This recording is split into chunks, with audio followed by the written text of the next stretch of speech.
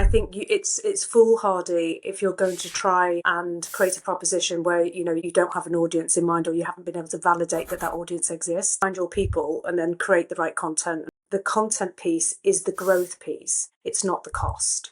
So, for example, we stopped asking, what are people watching, and more about, what behaviours predict long-term value. Well, celebrity or influencer firepower can deliver great value, but only when it's truly authentic.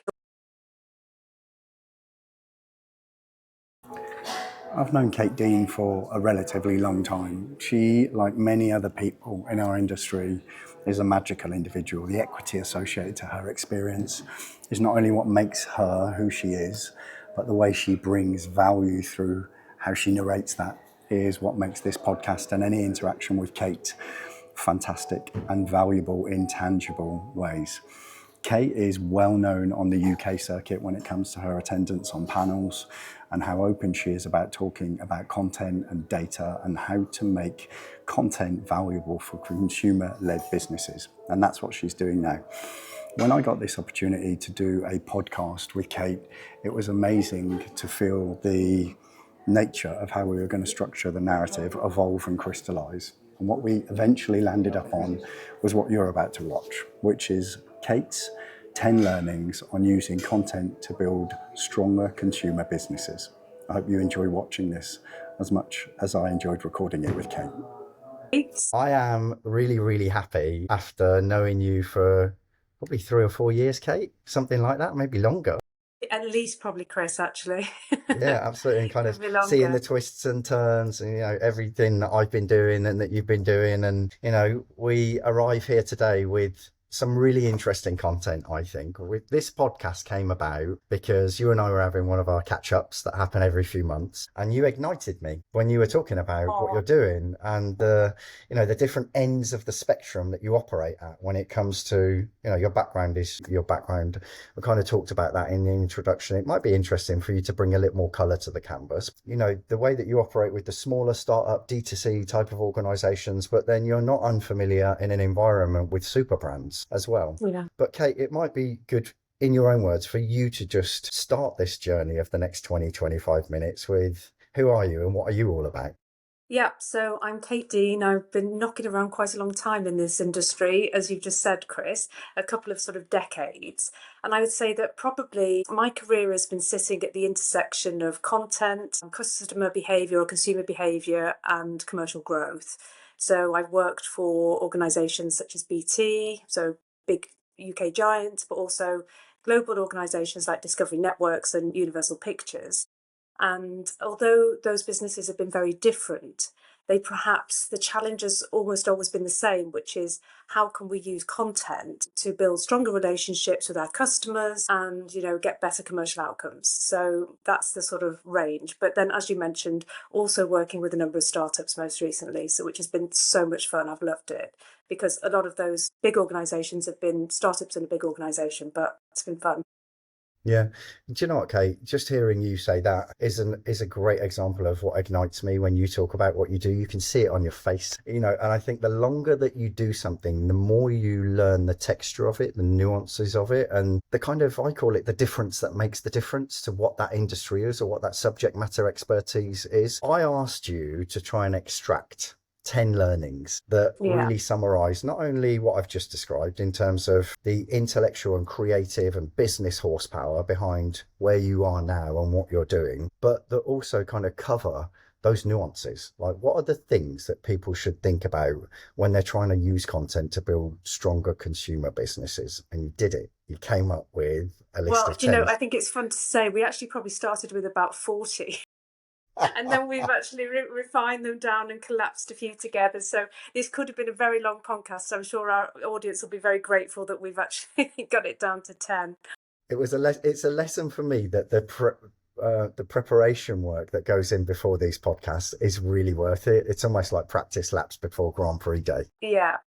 And I think the 10 we've come up with are amazing. So let's get through them, Kay, because your first one is something really close to my heart around build with passion, not demographics. Unpack that for us. Yeah, so I think, Chris, that the strongest audiences are often united about what they care about rather than age or income. And so to sort of bring that to life, I worked for Motor Trend. We were developing that, which was an automotive D2C proposition. And we scrubbed the Facebook data, and it showed that in the UK, and it showed that around 18 million people had cited or declared automotive as one of their passions. So we could see that there was a community already to lock into. And so it was really just making sure that you have found that group, or that you think you can build one before you sort of dive in and think, it's by age or demographic, which really feels like sort of part of the old way of doing things. Definitely. And you know what? I think that we talked about this when we were doing our practice laps, Kate. The ability for niches, what you might think is a fairly small niche, to actually find their content now is just greater than ever. So a Greater than question for you, ever. Kate, on this one. Obviously, I mentioned before that you're as familiar at one end of the spectrum when it comes to commercial entities within media, the smaller D2C startup, as the big organisations. Who is this most applicable to? Oh, I think it's all of them. I think it's all of them. I think it's foolhardy if you're going to try and create a proposition where you don't have an audience in mind, or you haven't been able to validate that audience exists. It's very difficult to try and create content and then find your people. I think it's the other way around. It's like, find your people and then create the right content and fit them that way, which is probably a mistake that a lot of organisations might make. So if there's a content project that a large media organisation is embarking on, you think you would advocate that this is as relevant as a starting point as it would be if you were starting your own D2C app, for example, Yeah, finding the passion. yeah. Yeah, because I would think of, this will be a constant thread that we'll come back to, Chris, but I think content really, rather than a sort of cost center and a line in the marketing or the product budget, it's really the glue that enables companies to reach consumers. So it's about fitting the content to the product, not creating the content first. So I think it's a sort of discrete difference, but 100%. I mean, I wouldn't be commissioning content and then thinking about how I can use it. I would be doing it the other way around, for sure. Yeah, absolutely. Okay, Kate, let's move on to number 2, because this is where you start to actually put some substance to the wireframe, and it's all around turning the concept into a clear proposition. How quickly do you usually go from identifying the passion and doing everything that we've just spoken about to actually starting to bake and weave it into a clear proposition from a concept? Yeah, I think it's probably just worth clearing up what we actually mean by proposition, because often I find a trap that organisations fall into is to building a product around a list of features. But consumers don't buy features; they buy. They need to understand very quickly why it matters and what the product is. And to give some examples of some very successful organisations, so Netflix, Watch Anything, Peloton, fitness that you can stick at, Spotify, all the music you love. These are heavily weighted consumer value laden promises that they get. But whereas listing a whole loads of features, which is social first, or multi-platform, or these are not things that organisations buy into. So just to go back to your question, which is how quickly, if you can't find that consumer positioning, then go back again until you can, because there has to be a reason why your proposition exists. What would happen if it wasn't there? Because otherwise you're going to be in a very competitive market that if you can't stand out and differentiate yourself, then it just ain't going to work. And one of the things I always sort of look out for when people have built this proposition is, an organisation, can everybody answer the same question, which is, why should customers care? Because if you can't all answer that question, then you need to go back to the drawing board. And I mean, at BT, when I worked there, the proposition wasn't hundreds of channels. It was a better broadband experience through content. So that clarity drove everything from partnerships to, product development. And you think, if what we're doing furthers that cause, then we're on track. Okay, so when people have identified the passion, developed a real conviction around, that passion, that niche, and not focused on the antiquated view of developing the spine of the proposition around demographics, got the proposition, it then moves into, okay, how do we use this as a growth engine? Right? That's your step 3. That's your third point. Again, talk about what the difference between a growth engine and a cost center is in the context of the next step. Yeah, so I think the best content strategies, they deliver acquisition, churn reduction, commercial value retention, etc., for this product or elsewhere in the business. And so how can content deliver that outcome that you're looking for? So setting that business objective. So for example, going back to the BT example again, is that we weren't necessarily measured on viewing figures. We were measured on broadband growth and retention. So our proposition existed because it made the core business more valuable. And so setting those outcomes up front will help you realise that it's the content piece is the growth piece. It's not the cost. So we're not filling schedules, we're not filling feeds, we're actually producing something that helps advance the aim. Step 4 actually breaks that down with a little bit more granularity, I think, Kate, because what you've said in our preparation for this is what you've just said around a different sense of purpose for the existence of different types of content, but also at the more granular level, reducing churn, building habits, measuring everything, not measuring everything by views alone. It was interesting, the turn of phrase that you just used when we're talking about the last point around, is it designed to drive growth for that product or another part of the business? You know, it's super important really, isn't it? Because otherwise things internally can become so convoluted around why you're even doing that. Yeah. So what do we call number 4, which is know which job each content piece is doing. So some content will drive reach, some is very effective at reducing churn, that, each understanding the job that each of this, some build habit and, measuring everything by views alone really won't get you the answer to that. So at Universal, I was working on a proposition called Own Your Goals, Davina, with Davina McCall. It was a fitness proposition.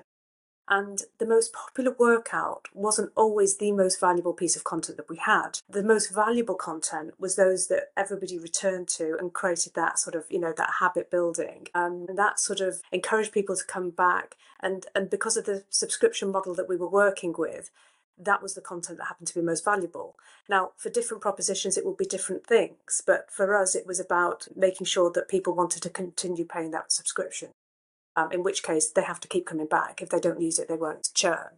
So it's understanding that particular model for each, and that will differ depending on the pay structure, but also, how the behaviour. And being able to make that determination is clearly dependent on data, which is your 5th point, using data to make decisions. I know this is a passion point of yours, Kate, as well as an ability and a competence that you help other businesses with. But at our theoretical level, as at point number 5 on our list of 10, talk about why it's important to use data to make decisions and not just as a feature on a dashboard.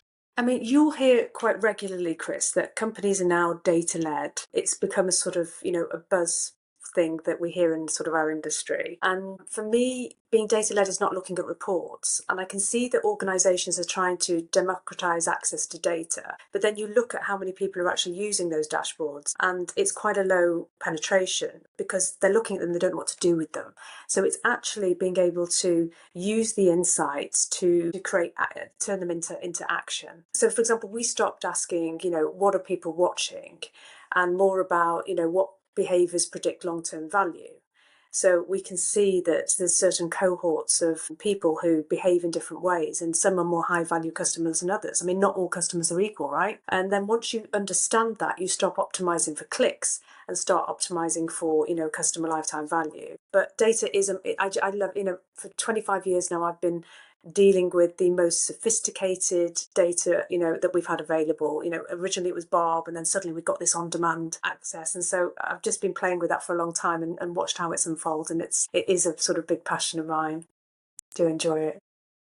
Point number 6 is a great segue into, how you really blossom value with all of the data that we've got at our disposal now. And it's something close to my heart for the reason that many people will know. Building communities, not just customer bases. I'm really interested in how you describe this one. Yeah, so I think that, customers transact, Chris, whereas if you've got a community, they advocate on your behalf. We found that in some of the communities that we delivered at Universal, we had ambassadors from within the community, and their role was to go out and to, advocate on behalf of the business. And it was very authentic and very true and very good. And I think that we find that members who participate in communities, they stay longer, they're happier, they're engaged more deeply, and that community isn't just an add-on, it's actually one of the strongest drivers of retention.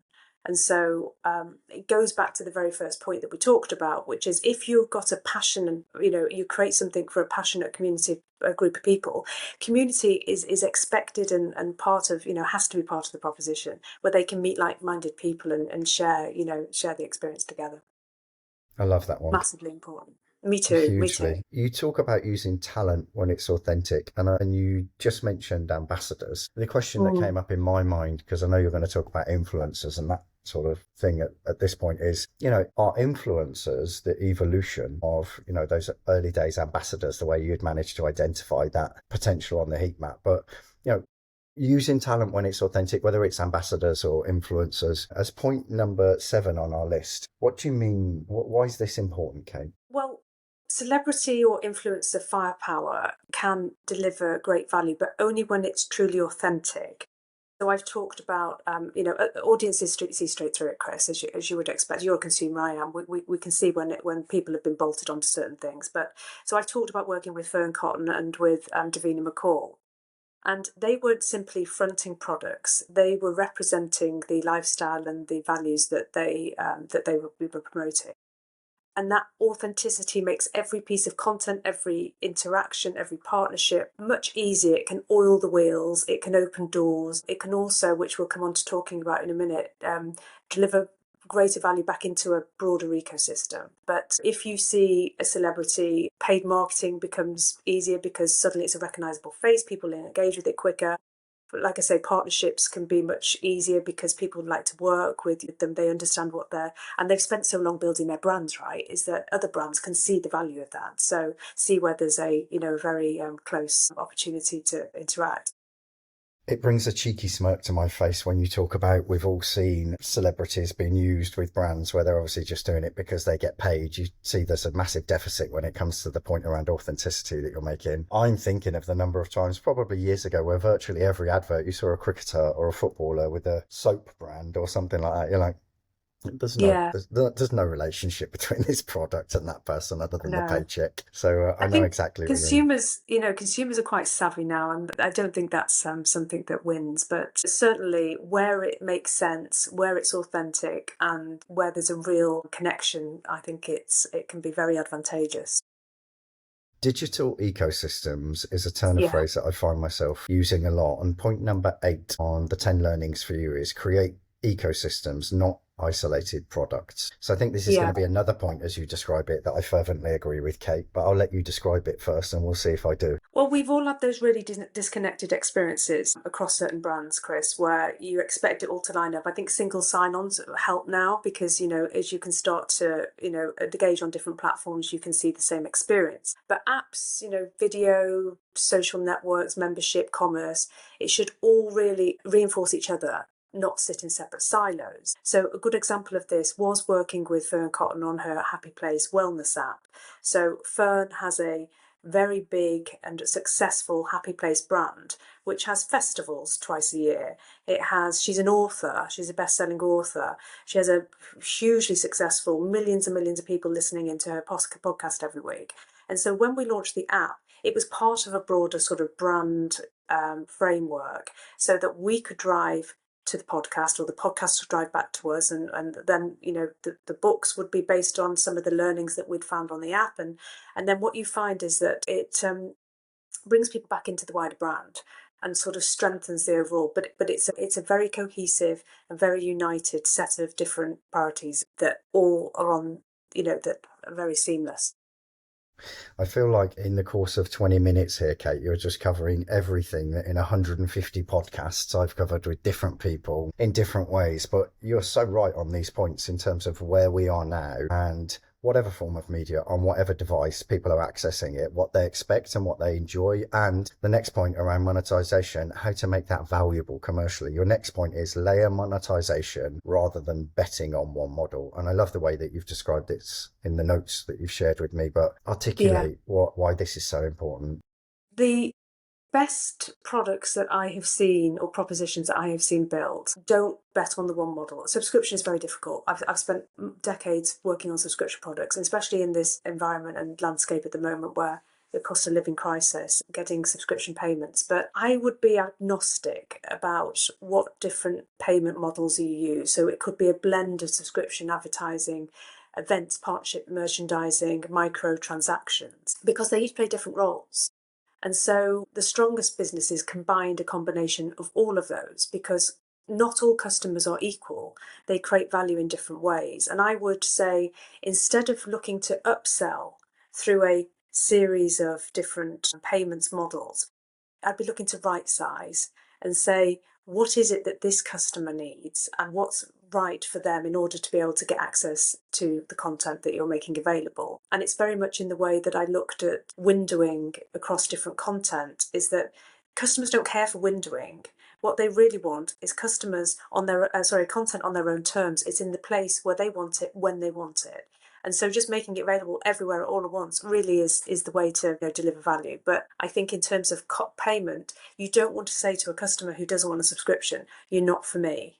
You can think about, well, what is the model that actually is right for you, and let's offer it, right? So that, every customer is taken on their own merit. 100%, Kate. Final point, prove the model before scaling it. And scale can mean so many different things, can't it, to different people? We're going to scale, we're going to start up, then we're going to be a scale up. In the context of your final point, prove the model before scaling, why is this such a salient point to feature on this list of 10? I've seen a lot of business plans over the last couple of years, Chris, and back, where scaling internationally, so like building a domestic product and then scaling it, happens very, very quickly. And I think that domestic success does not automatically mean that it will travel well. Understanding the audience, the proposition, the behaviours deeply, and even the cultural sensitivities in each of the markets is absolutely key. So one of the biggest lessons that we learned from launching Motor Trend internationally was, and that was an automotive product, was that looking at local viewing habits and preferences was as important as the platform itself. So if we went into South America, they don't have subscription businesses there really. It's much more of an AVOD model. Sometimes, excuse any of our viewers who might be listening from the States, but shouty American content doesn't travel well into the UK. Also looking at, in the States, they are a very build culture. So it's a big hobby to build your cars. I think probably in Dubai it's the same actually. But of course in the UK that's not a really big scene.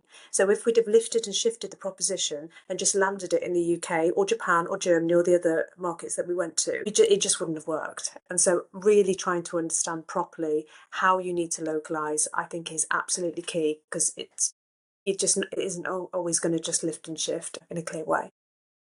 Kate, I feel confident saying that in 24 minutes, we've just covered 10 topics that if somebody has sat and listened to those 24 minutes, they'll be like, wow, I need to know more. So my final question to you is, what is it that you're doing now where you bring all of this together? If someone wants to reach out to you and say, Kate, you touched on so many of the things where we could do with some help. What is it that you're doing that has allowed you to package all of this into a methodology that helps organisations? Yeah, so at the moment I'm working with founders, with startups, with leadership teams, with boards, helping them work through their proposition. So making sure that they've sort of thought through some of the stuff that we've talked about today, audience growth, and specifically how content can become a commercial asset rather than just like a cost line on a board. So, I mean, it takes into account a lot of what we've talked about today. But yeah, so I'm sort of open for business and working with lots of different organisations where they're trying to build or maybe diversify into different areas. Okay, I can say this personally before wrapping up professionally. You're always a delight to talk to. I'm sure that all of the clients that work with you absolutely love you holding their hand as you walk them through this methodology and give them the benefit of your wisdom, expertise and experience. And professionally, what I would encourage anybody to do that's watching this podcast is reach out to Kate, because if there's anybody who will give you a great feeling about where you are, where you want to get to, and some of the things that you might want to pay attention to, it's this lady. Kate, too kind, Chris. Thank you very much. I hope that members of the OTT Red community around the world will reach out to you, and I'm pretty confident that we'll reach a much bigger audience around the edges of that community as well, Kate. But on behalf of the whole community and myself, we wish you the best of luck with this, and I think it sounds amazing. You certainly speak with conviction about it. thank you so much, Chris. It's been a real pleasure to chat further today and all the last 2 weeks. Enjoyed it.